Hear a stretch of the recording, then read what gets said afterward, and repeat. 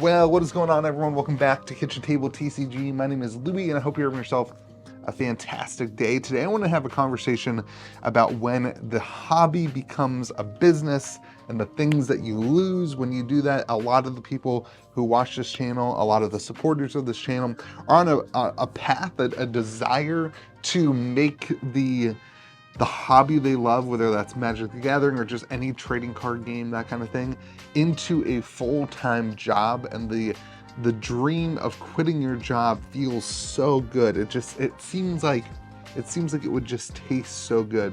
And it does, and I'm not going to tell you that it's not awesome. It's not lost on me how blessed and lucky I am to get to talk about card games, to get to sell Magic and Pokemon cards as a full-time job. That is not lost on me, but I do think it would be disingenuous to not share with you guys some of the hardships of when you turn your passion into a job and some of the frustrations there, and then some of the things that I've done over the last couple of years to rekindle some of that passion and find ways to find some of that joy again. So first and foremost, you don't ever see it coming. The transition to full-time TCG work and making card games work to pay your bills and all that kind of stuff, it's a slow grind. For a long time, I did what a lot of you guys do. I had a full-time job. I was grinding on the weekends. I was grinding at night to try to grow my side hustle into a full-time business. And like 2.5, 3 years ago, I was able to pull the trigger. A lot of that is, we have 2 incomes in my household. I would not think that I would be able to take the risk 3 years ago. I know for sure I could not have taken the risk 3 years ago to quit my job without the support of my wife. Works full time, has a great job, and that kind of thing. Now things have picked up and I can see the success of it, and I can see how it would have been successful and whatever, but hindsight's 2020. I would not have been able to take that risk initially.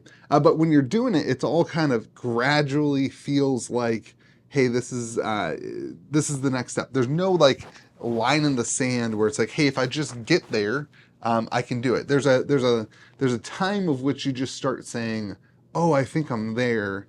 Maybe I should pull the trigger. Oh, I think I'm there. Maybe I should make the decision to go all in and burn the ships and commit to this full-time thing.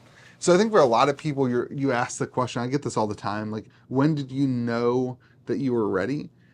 I don't think I ever really knew that I was ready to quit my job to do this full time. I think I just looked at the numbers, I evaluated the numbers, and I took a look at the risk that I was taking as a family and evaluated that and took a calculated estimate and just said, I would regret it more if I didn't try it.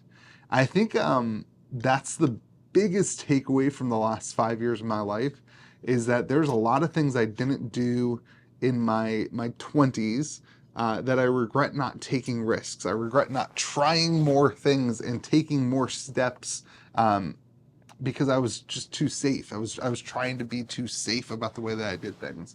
And so it was a calculated risk. So for those of you who are asking that question, I think that's different for everybody, and it depends on what else you have, supporting you and supporting your family. But usually people are more afraid to take risks. And so I would challenge you to figure it out and don't be afraid to try it. Because I think the bigger regret in life is not trying new things, is not trying to see, do you have what it takes to accomplish this goal and to do that. And then the second thing is knowing that it's not always going to be roses and dandelions and amazing. Sometimes things are just going to go bad.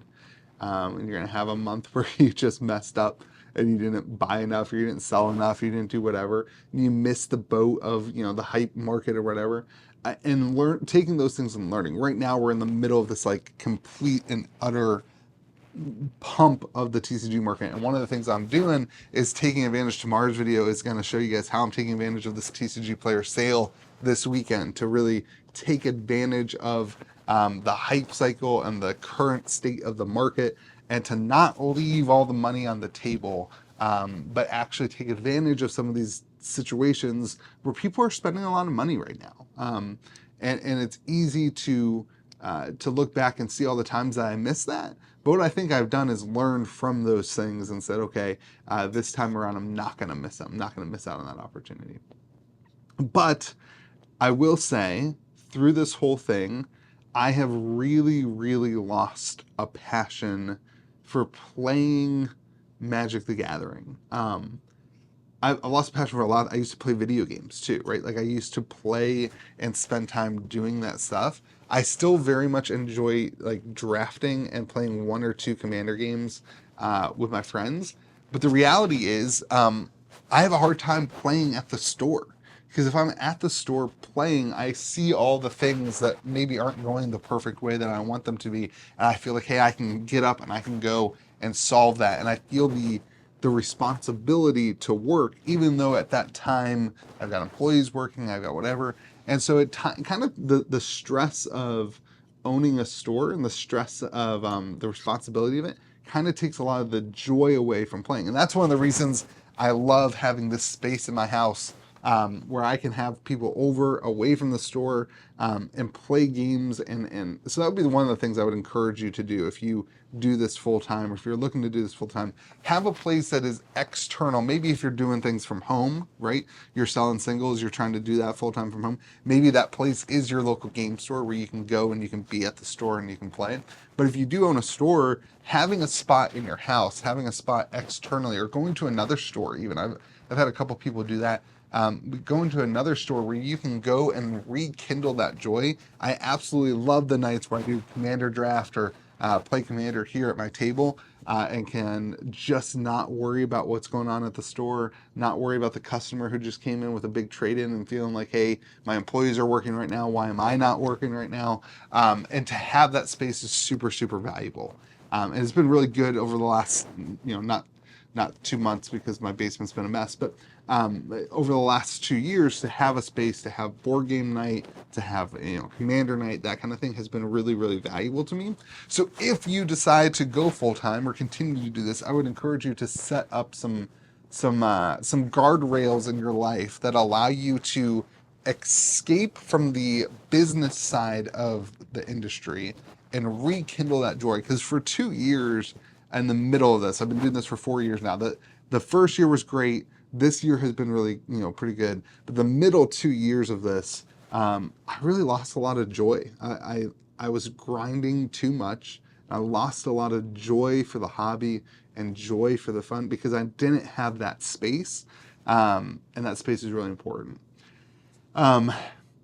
Losing joy for the hobby, a couple of the ways that I feel like that's happened is like I don't like building Commander decks anymore or updating my Commander decks. I see my Commander decks and I'm like, man, if I take, or a new set comes out, I'm like, I don't want to take the time and energy to buy cards to up. I just want to sit down and play. I don't want to think about, can I afford this card? Can I choose to put that card in my deck or not? I just want to sit down and play. And the building aspect of Commander has really gone away. The kind of brewing and that kind of thing has gone away. But the second thing I would really encourage you to do is to find another card game so like for me, Magic the Gathering, I pivoted the channel. Magic the Gathering is the channel. Magic the Gathering is a lot of the business. I would say 80% of our revenue is Magic the Gathering. A lot of what we do is Magic the Gathering. My attention from the business has to be mostly on Magic the Gathering. And so I found for myself that having fun, and it started with sorcery, right? Like sorcery was kind of like my enjoyable, fun part of the hobby. And that's very much true when they have sets coming out. Like it's really fun to hop in and enjoy sorcery. Then when sorcery's not coming out with set, I've been really enjoying Pokemon. And like Pokemon, we sell a ton of Pokemon locally, but local shop, I don't have to have as much, pull. The YouTube channel is kind of where I think my energy likes to go. And so I don't like talking about Pokemon on the YouTube channel because it's a lot of fun for me to just be a consumer of Pokemon. Just be a consumer that doesn't really talk about the market dynamics, doesn't really, do a lot of the content and the things that I do for Magic. So having that side of the hobby where I can just kind of collect. I sell Pokemon at the store. You know, we have our locals who we sell stuff for at MSRP. We have some stuff on our website, that kind of stuff. But for me, having other card games that aren't the focus of the business, having other card games that I can really just collect, just enjoy, and just be a part of allows me to look at Magic more on the business side and not lose sight of the hobby side of the industry. And that's been a lot of fun. It has been a lot of fun. You know, you guys hear me talk about it on the podcast and try to share the things I'm excited about and that kind of thing. But the reality is, it's just nice to have something that I'm not really all that worried about in terms of the business. I'm not always, you know, for Magic, I'm always worried about the allocations. I'm always worried about what's the next set. When are we going to do pre-release? How many boxes do I need for the store? How many boxes do I need on the Gold Wizard side? How many boxes do I need for this, that, and the other thing? For Pokemon, I'm just like, oh, that's what I'm getting? Great. We're going to sell, you know, all this product. I'm going to use that, you know, from the business side to kind of figure out what I want now from Pokemon and enjoy it. And I can kind of look at it as a secondary to the business, but primary for me, collecting, enjoying, and rekindling a joy for the hobby. So those are the two things I would kind of encourage you. Have a space to play that you is away from your store, is away from your business. Have another part of the hobby, another card game that you like to just collect that you don't really focus on, that doesn't really have a ton of weight to the business. And then the last thing is to remember the people. Remember that it's so easy to get involved with money and finances and the stress of owning a business and that kind of thing. But to just remember that the people that you get to interact with are vastly more valuable and vastly more important than just making ends meet or just making profit or just rolling into the next set or rolling into the next thing. And to have, I saw a post today on X or Twitter or whatever, and it was somebody that had quit Magic, and he said, you know, for 10 years, I played at a game store and I played Magic with the same people and they were my friends. And then he quit Magic and nobody ever messages him. Nobody ever texts him. He said, don't forget to text the people that you play Magic with and let them know that you're also friends. You have other things in common. You have families, you have other things to do. And man, that's been so important to me over the last, 6 months of the business and things that have changed and that kind of thing, is the relationships that I've built, the friendships that I've made, and the way that you can connect around the TCGs is the gathering, right? Like Magic the Gathering, it's not just Magic, it's the friendships, it's the connection, it's the community that is built around a kitchen table, around the cards at an LGS is so important. And those are that thing particularly is so, to not get burnt out, to not get frustrated, to remember that there is an importance beyond just making money. There's an importance beyond just the cards and the gameplay and that kind of thing, that it's a great thing to build relationships, and it's a great thing to have friendships and to have those memories of pulling those cards, or, this is why, a lot of people hate Flip It or Rip It. I love Flip It or Rip It because it creates memories, and yeah, it's a waste of money, and yeah, it's a waste of cards, and yeah, whatever, but it's a great memory when something happens like that. It's a great iconic thing that you remember for forever. Hey, remember when that happened? And it's just so much fun. And so don't forget the relational part of it as well. Those are my thoughts. I was just thinking today what to talk about. And I really feel like for a while I lost the joy of this whole thing.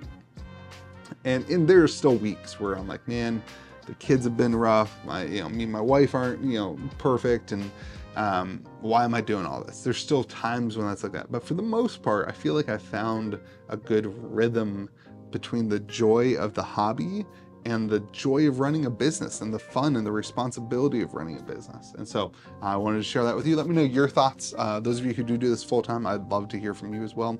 And those of you who are still in the middle of it, just remember, you can do it. Take some risks, but calculate your risks.